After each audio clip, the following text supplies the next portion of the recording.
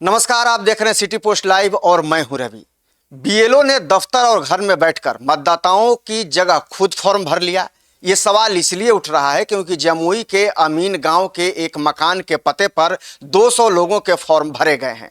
जमुई के सदर प्रखंड के चौडीहा पंचायत के बीएलओ ने वोटिंग लिस्ट रिवीजन के काम में ऐसी लापरवाही उजागर हुई कि एक ही मकान संख्या 3 में गांव के 230 लोगों का नाम दर्ज कर दिया गया, जिसकी मौत 3 से 5 साल पहले ही हो चुकी थी। उन्हें भी मतदाता सूची में शामिल कर लिया गया। गांव वालों के हिसाब से ऐसे 10 से 15 लोग शामिल हैं। अब सवाल यह है कि बीएलओ ने दफ्तर में घर में बैठकर ही फॉर्म भर लिया। इस पर बातचीत करने के लिए हमारे साथ वरिष्ठ पत्रकार श्रीकांत प्रत्यूष हैं। सर, बिल्कुल आपका सवाल जायज है।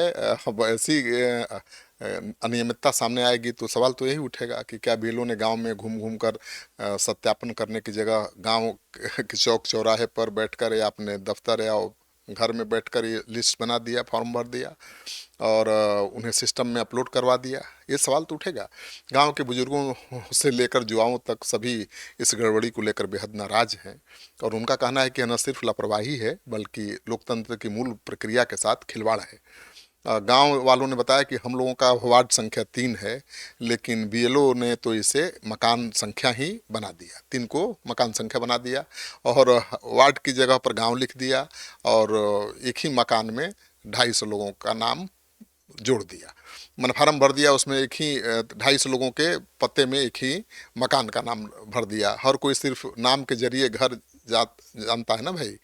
ऐसे में बीएलओ ने अपनी मर्जी से ही सबका मकान नंबर भी लिख लिया, किसी से पूछा भी नहीं। तो अब विवाद हो गया है, बवाल भी हो रहा है। ये कोई साधारण मामला तो है नहीं, ये तो बड़ा मामला है क्योंकि पहले से ही इस स्तर को लेकर के बवाल मचा हुआ है बिहार में और चुनाव का वक्त है। हाँ बिल्कुल, ग्रामीणों का यही कहना है कि बीएलओ गांव आए थे, लेकिन उन्होंने घर घर जाने के बजाय गांव के बाहर एक पेड़ के नीचे बैठकर फार्म भर दिए और न तो किसी से दस्तखत लिया और न ही कोई पूछताछ की।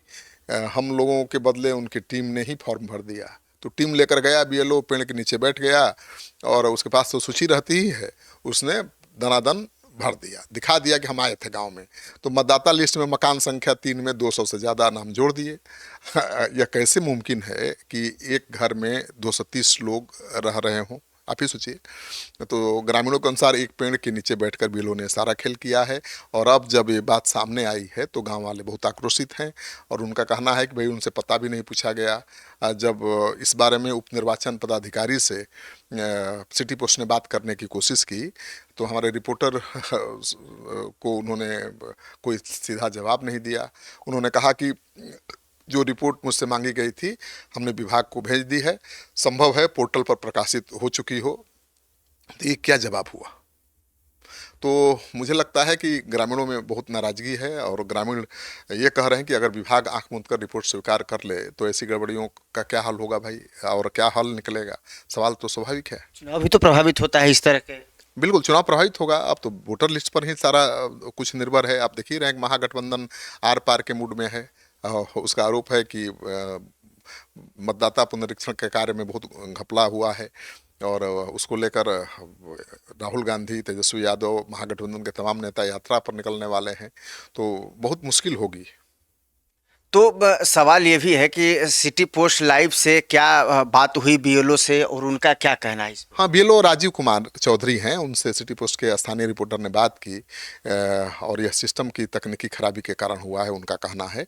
उन्होंने प्रखंड विकास पदाधिकारी अभिनव मिश्रा को इसकी जानकारी दे दी थी और उन्होंने माना कि मृतक मतदाताओं का नाम जोड़ा जाना लापरवाही है, लेकिन खुद को दोषी नहीं मानते वो। और उन्होंने कहा कि मतदाताओं के नाम प्रपत्र 7 के जरिए हटा दिए जाएंगे जो मृत हो गए हैं। लेकिन मकान संख्या की गड़बड़ी सिस्टम से हुई है। गांव के लोगों ने प्रशासन से मांग की है कि पूरे मामले की स्वतंत्र और निष्पक्ष जांच कराई जाए और मतदाता सूची को घर घर जाकर फिर से सत्यापित किया जाए। चुनाव आयोग को चाहिए था इसे कि ऐसी लापरवाही पर सख्त एक्शन ले और डिजिटल सिस्टम की खामियों को दुरुस्त करे, नहीं तो विपक्ष के आरोप तो और दमदार हो जाएंगे। विपक्ष तो कह रहा है कि भाई हमारे वोटरों के नाम काट दिए गए हैं और विपक्ष इस मृत लोगों के संख्या को लेकर भी सवाल उठा रहा है। तो अभी तो कितने लोग हैं जो मृत लोग जो लिस्ट में हैं, बिल्कुल जाहिर तौर पर चूंकि पहले से ही इस बात को लेकर के हंगामा चल रहा था और फिर इस तरह की गड़बड़ी बड़ी सामने आ गई, तो इस पर कार्रवाई करने के बजाय केवल खाना पूर्ति की जांच होगी, कार्रवाई होगी, ये कहना कहाँ? देख, तस्वीरें तो पहले भी सामने आ चुकी हैं कि बीएलओ घर घर जाने की बजाय अपने दफ्तर में बैठकर फॉर्म भरते हुए दिखे हैं, खुद साइन करते हुए दिखे। यहाँ भी गांव में बीएलओ गया था तो ग्रामीणों से साइन कराना चाहिए था उनके फॉर्म पर, वो अपने ही साइन कर दिया सबका। अब बताइए, तो गड़बड़ी तो होगी। अब बीएलओ के क्या करे, उस पर भी इतना दबाव था, इतना कम समय था कि बड़ा मुश्किल काम था कि घर घर जाके फार्म भरवाए या जमा करे। लेकिन चुनावी वर्ष में विपक्ष को तो मौका मिल गया हमला करने। मौका तो मिल ही गया है और विपक्ष हमलावर है इसको लेकर के। अब तो बिहार के 9 प्रमंडलों में राहुल गांधी यात्रा करने वाले हैं, रैली करने वाले हैं, तो मामला तो काफ़ी तूल पकड़ेगा। और वाकई गलत लोगों के नाम हटाए गए हैं, मतलब सही जो वोटर हैं उनके नाम हटाए गए हैं, जो जिंदा हैं उनको मृत बताया गया है, तो चुनाव के दिन बहुत बवाल होगा।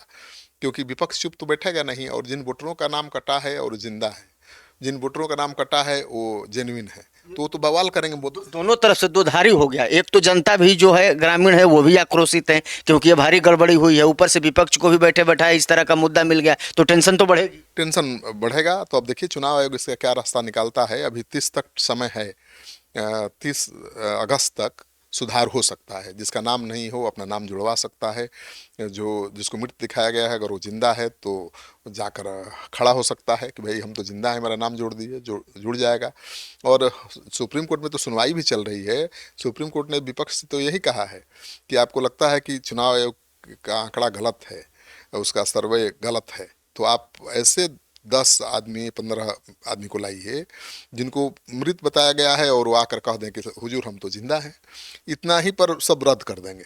लेकिन इतना भी तो नहीं कर पाया विपक्ष। 7 दिन हो गया और अभी तक आधिकारिक तौर पर कोई लिखित आवेदन नहीं गया है चुनाव आयोग के पास कि भाई ये गड़बड़ी हुई है, ये शिकायत है।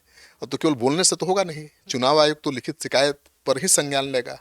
तो मुझे लगता है विपक्ष को हंगामा करने से ज़्यादा जरूरी है कि वो गलतियों को पकड़े, तथ्यों को जुटाए और फिर चुनाव आयोग के यहाँ कंप्लेन करे। क्योंकि कंप्लेन करने का समय है अभी करेगा कंप्लेन तो शिकायत दूर भी हो सकती है।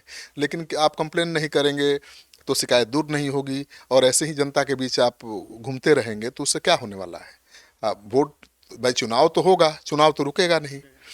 तो मुझे लगता है कि विपक्ष को गंभीरता से इस पर विचार करना चाहिए।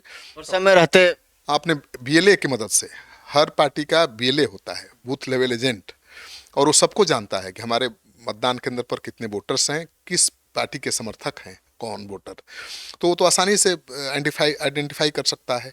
और चुनाव आयोग या जो चुनाव से जुड़े हुए कर्मी हैं उनके यहाँ जाकर कंप्लेन कर सकता है। तो अभी तक लिखित कंप्लेन नहीं आया है चुनाव आयोग, कहना है किसी भी राजनीतिक दल से, किसी भी राजनीतिक कार्यकर्ता से। तो शिकायत आनी चाहिए, तभी तो समाधान निकलेगा।